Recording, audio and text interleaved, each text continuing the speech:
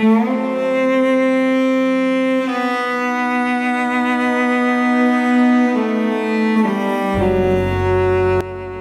আলাইকুম।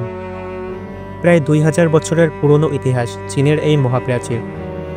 প্রাচীনকালে চীন সাম্রাজ্যকে রক্ষা করার জন্য একটি বিশাল প্রতিরক্ষা ব্যবস্থা নির্মাণের প্রয়োজন ছিল।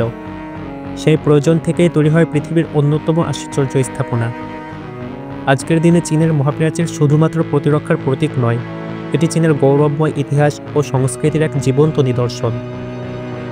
প্রায় 21,000 কিলোমিটার দীর্ঘ এই প্রাচীর 1987 সালে ইউনেস্কোর বিশ্ব ঐতিহ্যবাহী স্থান হিসেবে স্বীকৃত হয় এবং এটি পৃথিবীর অন্যতম জনপ্রিয় পর্যটন কেন্দ্র। এর নির্মাণ শুরু হয়েছিল খ্রিস্টপূর্ব 7ম শতাব্দীতে, তবে প্রথম সম্রাট কিং শি হুয়াং 220 খ্রিস্টপূর্বাব্দে বিভিন্ন দেয়ালকে একত্রিত করে এটিকে একটি বৃহত্তর প্রতিরক্ষা ব্যবস্থায় রূপ দেন। এর মূল উদ্দেশ্য ছিল উত্তর থেকে আসা মঙ্গোলীয় ও অন্যান্য যাযাবর জাতির আক্রমণ প্রতিরোধ করা।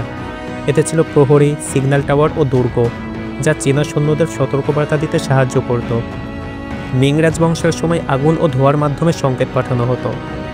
এই বিশাল কাঠামো তৈরি করতে লেগেছে শতাব্দীর পর শতাব্দী। লক্ষাধিক শ্রমিক, সাজাপ্রাপ্ত কয়েদি এবং কৃষক এই কাজে নিয়োজিত ছিল। অনেকের জীবনও শেষ হয়ে গিয়েছিল এই নির্মাণ কাজের মধ্যে। বলা হয় মহাপ্রাচীরের নিচে সমাহিত আছে অসংখ্য মানুষের হাড়। মহাপ্রাচীরের সবচেয়ে বিখ্যাত অংশগুলোর মধ্যে রয়েছে বাদালিং, মতিয়ানু এবং জিনশানলিং।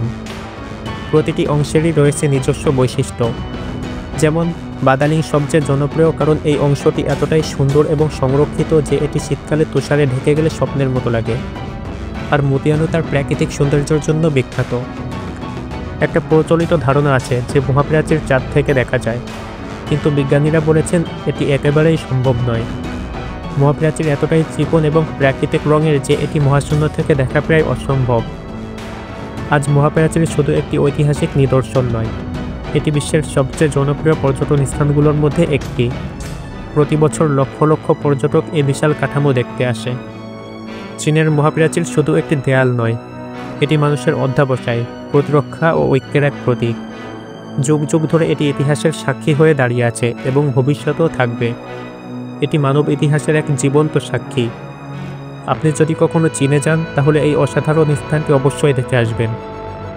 আর এই ভিডিওটি যদি আপনার ভালো লেগে থাকে তাহলে লাইক, শেয়ার এবং সাবস্ক্রাইব করতে ভুলবেন না।